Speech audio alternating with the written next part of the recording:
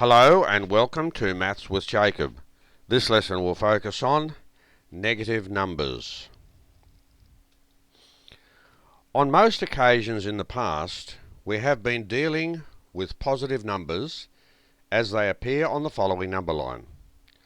So here's the number line. It starts at 0 and goes to the right hand side, and that arrow tells us that it continues on.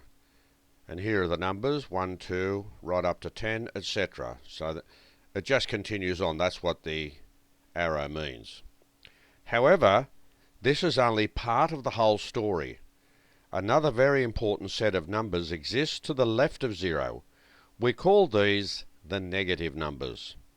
So here's our initial number line. It started at 0 and went to the right, and exactly the same thing happens going to the left. And there's an arrow on either side, and it tells us that the line continues in both directions. And here are the negative numbers. We put the little minus sign in front. That indicates that they're negative numbers. There are many examples in real life where negative numbers are used. On the next slide, we will highlight some important everyday examples. Let's have a look. The following table will highlight some examples where positive and negative numbers happen in real life. So here we have a table with two columns. This first column is entitled Positive Numbers, and that gives the example of events in real life that constitute positive numbers.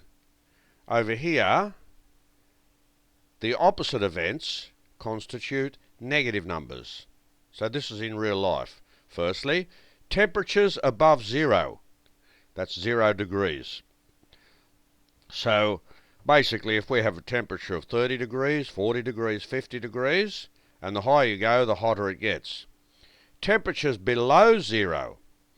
You might have a temperature of minus 2 degrees, minus 8 degrees, minus 9 degrees. If you're living in the snow area, say the North or South Pole, very cold temperatures. So that's the opposite of the positive temperatures, which are very hot.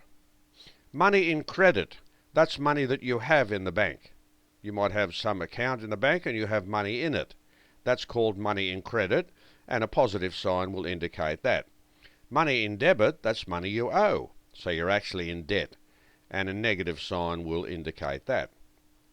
In science, the charge on protons. So when you do science and you get to the topic on the periodic table and you're looking at charges, looking at elements, you have protons and electrons.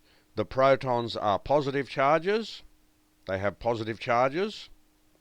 And an electron has negative charges. And the science teacher will explain that. The height above sea level. We could have a helicopter or a plane so many meters above sea level, and then you have the height below sea level. There could be a submarine, for example, that's below the water. So that a positive sign is used to indicate that, and a negative sign is used to indicate that. So there are four examples where we have positive numbers indicating something in real life, and negative numbers indicating the opposite. Let's look at 0, which is placed here. That's right in the centre, and to the left you have the negative numbers, to the right you have the positive numbers. 0 is neither positive nor negative. That's important to know. Graphing numbers. If we're asked to graph a certain amount of numbers, all you do is you put a dot where those numbers occur.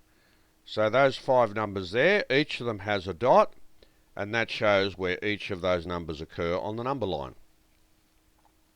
Integers. This is an interesting word.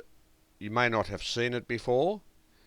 This is the set of positive whole numbers plus the set of negative whole numbers plus 0.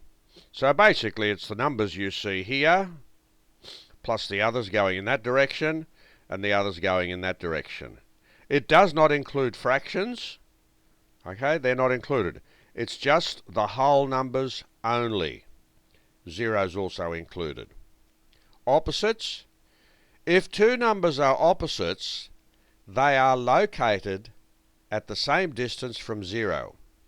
For example, the opposite of plus 3 is negative 3. So if plus 3 is here, the opposite is negative 3, and they're both the same distance from 0.